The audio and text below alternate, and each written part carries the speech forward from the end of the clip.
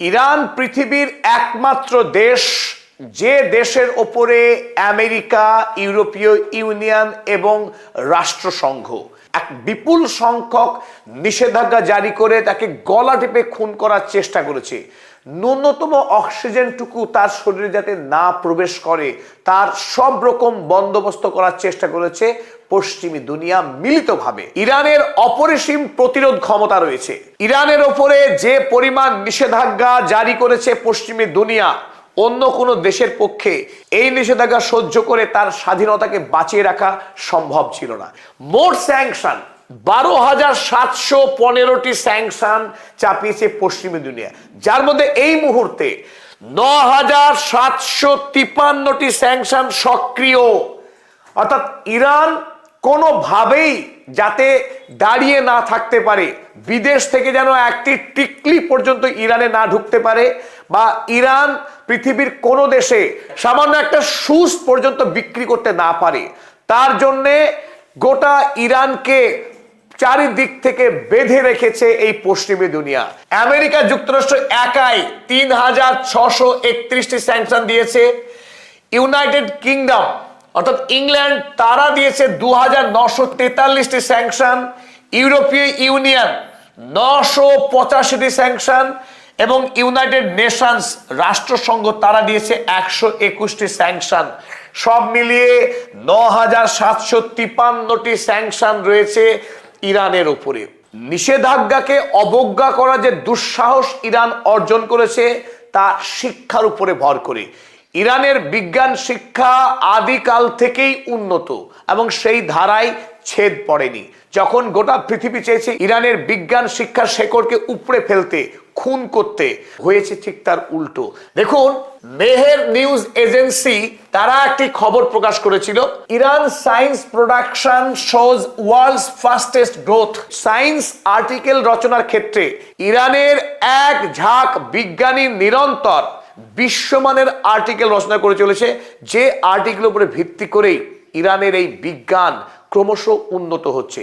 2016 সালে যেখানে ইরানের মোট আর্টিকেল সংখ্যা ছিল 47,901টি, এক বছরেই আর্টিকেলের সংখ্যা বেড়ে গেল 47,000 থেকে 52,000, অর্থাৎ 8.9% হারে প্রতি বছর গড়ে আর্টিকেলের সংখ্যা বেড়ে চলেছে। তো বিপুল পরিমাণে ইরানি বিজ্ঞানীদের আর্টিকেলগুলো ওয়ার্ল্ড ওয়াইড বিশ্বব্যাপী সাইটেড হচ্ছে। এটা খুবই উল্লেখযোগ্য বিষয়। চাইনিজ ইউনিভার্সিটিকেও হারাচ্ছে অনায়াসে ইরানি বিশ্ববিদ্যালয়, ইরানের বিজ্ঞানীরা। কেন? তথ্য আমরা জেনে নিই। Iran sees 8% growth in top 1% most cited global researchers, ISC reports. সারা পৃথিবীর বিভিন্ন দেশে যারা প্রথম সারির বিজ্ঞানী, সেই বিজ্ঞানীরা ইরানের গবেষক বিজ্ঞানীদের লেখা আর্টিকেলগুলোকে সব থেকে নির্ভরযোগ্য বলে তারা মানছে, এবং এই নির্ভরযোগ্যতা প্রতি বছর 8% করে বৃদ্ধি পাচ্ছে। গোটা পৃথিবীর বিজ্ঞান শিক্ষায় রাজত্ব করবে ইরান, তাতে কোনো সন্দেহ নেই। এটা রোমান্টিকতা নয়, ফ্যাক্টস, স্ট্যাটিস্টিক্স বলছে এই কথা। আর যখন ইরানের আর্টিকেলগুলো বিশ্বব্যাপী সমাদৃত হচ্ছে, তার সাইটেশন রেট লাফিয়ে লাফিয়ে বাড়ছে, এর প্রভাব এসে পড়ছে ইউনিভার্সিটি র্যাঙ্কিংয়ে। ইরানের ইউনিভার্সিটিগুলো পৃথিবীর সেরা ইউনিভার্সিটিদের তালিকায় অনায়াসে জায়গা করে নিচ্ছে, মাথা উঁচু করে দাঁড়াচ্ছে পৃথিবীর বুকে। এটা বিস্ময়কর এই কারণেই পৃথিবীর অধিকাংশ দেশ যাদের উপরে কোনো নিষেধাজ্ঞা নেই, অর্থনৈতিক শক্তিও যথেষ্ট ভালো, সেখানে কিন্তু অধিকাংশ ইউনিভার্সিটি ইন্টারন্যাশনাল গ্রেড থেকে পিছিয়ে পড়ছে। আর সেখানে ইরানের বিশ্ববিদ্যালয়ের মান কিন্তু লাফিয়ে লাফিয়ে বাড়ছে। গোটা পৃথিবীতে যত সায়েন্স গ্র্যাজুয়েট তৈরি হয় তার মধ্যে ইরানে 8 নম্বর স্থান। 2024 সালে প্রকাশিত হওয়া টাইমস হায়ার এডুকেশন র্যাঙ্কিংস এর ক্ষেত্রে 101টি ইরানিয়ান বিশ্ববিদ্যালয় তারা এই টাইমস হায়ার এডুকেশনে র্যাঙ্ক করেছে। 2024 সালে গ্লোবাল স্টুডেন্ট অলিম্পিয়াডসে ইরান 3 নম্বর জায়গা করে নিয়েছে। এটা অত্যন্ত বিস্ময়কর। শুধু তাই না, অ্যাস্ট্রোনমি এবং অ্যাস্ট্রোফিজিক্সে ফার্স্ট প্লেস নিয়েছে। অর্থাৎ মহাকাশ গবেষণা, মহাকাশ বিদ্যায় ইরান পৃথিবীর 1 নম্বর রাষ্ট্র। এখানে না চায়না, না রাশিয়া, না আমেরিকা, ইরান পৃথিবীর 1 নম্বর রাষ্ট্র। জীববিদ্যায় 4 নম্বর র্যাঙ্ক করেছে এবং কেমিস্ট্রিতে 8 নম্বর র্যাঙ্ক করেছে। তাই শিক্ষা এবং প্রযুক্তিতে ইরানের অবস্থান অত্যন্ত গৌরবময়। ইউনিভার্সিটি অফ তেহরান তার এই অপূর্ব শৈলী, শুধু শৈলীতেই সীমাবদ্ধ নয়, এই ইউনিভার্সিটির ভিতরে যে বিদ্যা চর্চা হয় সেই বিদ্যা চর্চা পৃথিবীর শ্রেষ্ঠতম বিদ্যা চর্চা এই ইরানের তেহরান বিশ্ববিদ্যালয়ে হয়। আর এইরকম অসংখ্য বিশ্ববিদ্যালয় ছড়িয়ে রয়েছে গোটা ইরান দেশে। আর আজ ইরানে বিজ্ঞান শিক্ষায় যে উৎকর্ষ এসেছে সীমাহীন, তার শেকড় কিন্তু রয়েছে ঐতিহ্যে। নবজাগরণ নামে যে মিথ্যা কথা আপনারা শুনে এসেছেন, আমরা শুনে শুনে বড় হয়েছি, সেগুলো এক ধরনের বানানো গল্প ছিল। গ্রিক দেশে সমস্ত বিজ্ঞান ছিল, তারপরে হঠাৎ করে আলো নিভে গেল, আর ওই পঞ্চদশ শতকে সে ধপ করে আগুন জ্বলে উঠলো। বিজ্ঞানের বিষয়টা আদৌ তা নয়। বিজ্ঞানের আসল জয়যাত্রা হয়েছিল আরব দেশে, the golden age of Islam. সেই ইসলামের স্বর্ণ যুগে পারস্যের বিজ্ঞানীরা আল খোরাইজমি, ইবন সিনা, আল রাজি, ওমর খৈয়ামদের মতো পলিম্যাথ, এরকম অসংখ্য বিজ্ঞানী যারা জন্মেছিলেন পারস্যের মাটিতে, তারা বিজ্ঞানকে কয়েক হাজার বছর এগিয়ে দিয়েছিলেন। তাছাড়া বিশ্ব সাহিত্যের ক্ষেত্রে পারস্যের সাহিত্যিকদের জুড়ি মেলা ভার।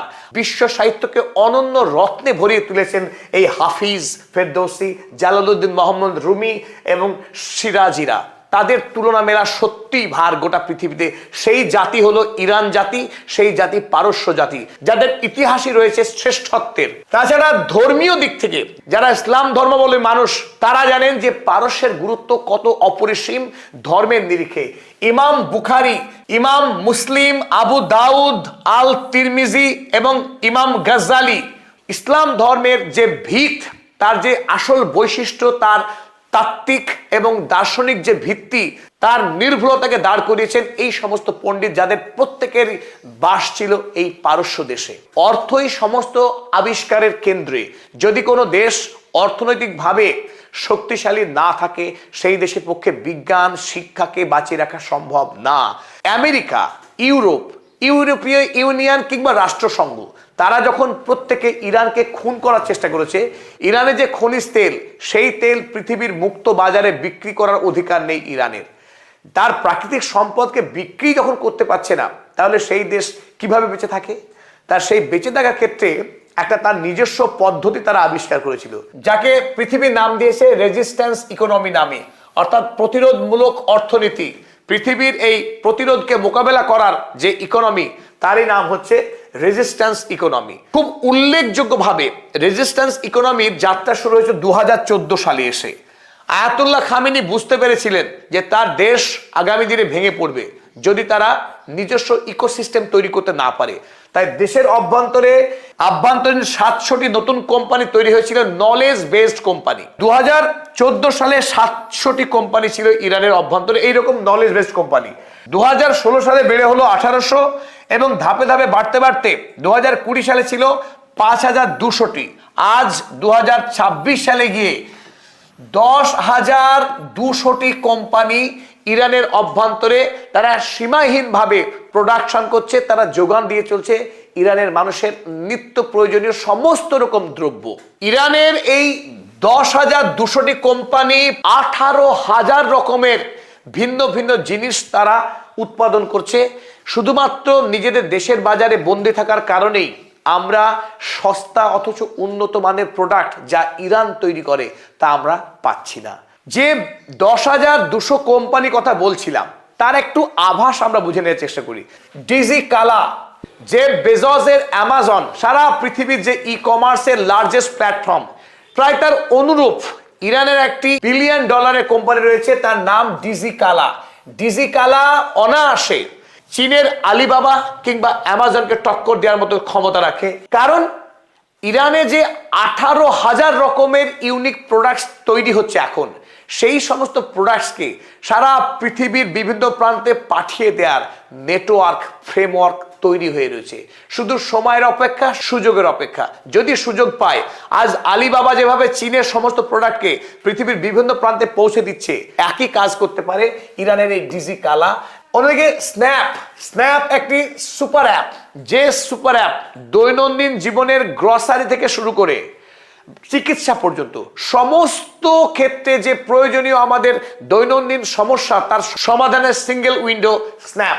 আমরা প্লে স্টোর থেকে মোবাইলে সমস্ত অ্যাপ ডাউনলোড করি, তার অনুকরণে তারা বানিয়েছে ক্যাফে বাজার। এই ক্যাফে বাজার থেকে সমস্ত রকমের ইরানিয়ান অ্যাপ্লিকেশন ডাউনলোড করা যাবে। আমরা গুগল ম্যাপ জানি, সেই গুগল ম্যাপের বিপরীতে ইরান তার নিজস্ব ম্যাপিং অ্যাপ্লিকেশন বানিয়েছে যার নাম বালাদ। ফিলিমো, নেটফ্লিক্স, অ্যামাজন প্রাইম বা হটস্টার সিনেমা দেখা বা নাটক দেখার জন্য অ্যাপ্লিকেশন পশ্চিমী দুনিয়ার সারা পৃথিবী জুড়ে যে ব্যবসা করছে, ইরান তার নিজস্ব অ্যাপ্লিকেশন তৈরি করে রেখেছে যার নাম ফিলিমো। তাদের নিজস্ব গাড়ি তৈরি একাধিক কোম্পানি রয়েছে, যার মধ্যে অন্যতম হলো ইরান ক্ষুদ্র। এই ক্ষুদ্র কোম্পানি গাড়ি তৈরি করে এবং মেগা মোটরস তৈরি করে সমস্ত রকম স্পেয়ার পার্টস এবং অ্যানসিলিয়ারি পার্টস। আর যে কথা আমরা আগেই শুরু করেছিলাম এআই দিয়ে, যেটা আজকের দুনিয়ায় সব থেকে চমকপ্রদ, সব থেকে শক্তিশালী, আধুনিক পৃথিবীর বিজ্ঞানকে নির্ণয় করে যে এআই, সেই এআই এর জগতে ইরান অসম্ভব সাফল্য পেয়েছে এবং পৃথিবীকে অবাক করে দিয়েছে। পার্ট এআই হলো একটা এআই ইউনিভার্স। ওপেন এআই একটা কোম্পানির কথা বলছিলাম যারা জেনারেটিভ এআই তৈরি করে, ক্লাউড সার্ভিস তৈরি করা, ক্লাউড সার্ভিস পরিষেবা দেওয়া, এই সমস্ত কাজ এরা করে থাকে এবং নতুন নতুন LLM মডেল তৈরি করা সমস্ত কাজ ইরানে সাফল্যের সঙ্গে করে আসছে এই পার্ট এআই কোম্পানি। ইরানের ডোরনা, এই ডোরনা আমেরিকার যে চ্যাট জিপিটি তার সমকক্ষ কাজ করে এই ডোরনা। ইরান চায়না কিংবা আমেরিকার উপরে মুখাপেক্ষী নয়, তার নিজস্ব মেকানিজম তৈরি করেছে। অ্যামাজন ওয়েব সার্ভিস পৃথিবীর সব থেকে দামি কোম্পানি এখন, সেই দামি কোম্পানি যে কাজ করে ক্লাউড সার্ভিস প্রদান করে সেই কাজ ইরানে করে শাহাবা এআই। চীন এবং আমেরিকার লেটেস্ট যে যুদ্ধগুলো হচ্ছে সেগুলো চিপকে কেন্দ্র করে। এনভিডিয়া কোম্পানি পৃথিবীর সব থেকে সফল এবং পাওয়ারফুল একটা চিপ কোম্পানি।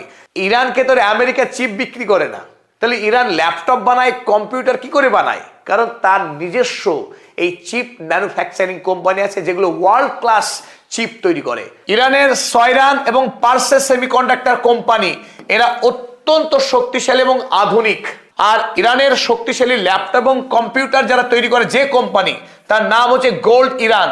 এই গোল্ড ইরান পশ্চিমী দুনিয়ার যে কোনো কোম্পানির সঙ্গে পাল্লা দিয়ে আধুনিক এবং স্টাইলিশ কম্পিউটার ল্যাপটপ বানিয়ে থাকে এই গোল্ড ইরান।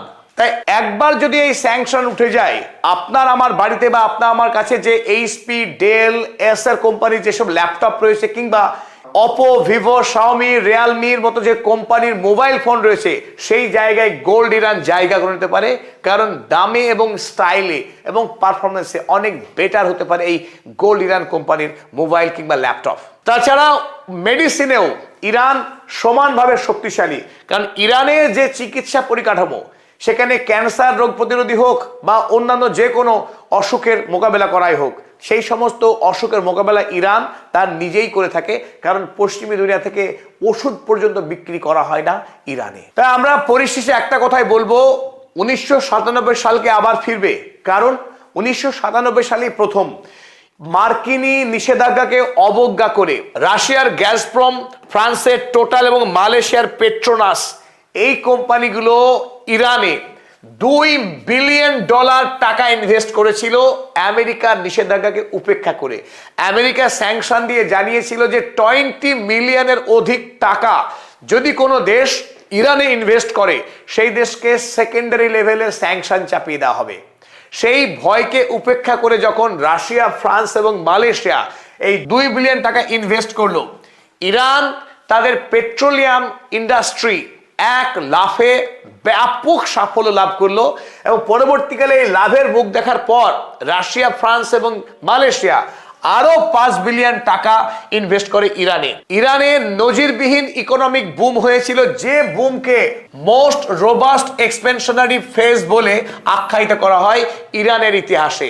ইরানের ইতিহাসে অর্থনৈতিক দিক থেকে এমন প্রগতিশীল এবং সম্প্রসারণমূলক সময় আগে কোনোদিনও আসেনি। তাই এটা একটা নজিরবিহীন ঘটনা।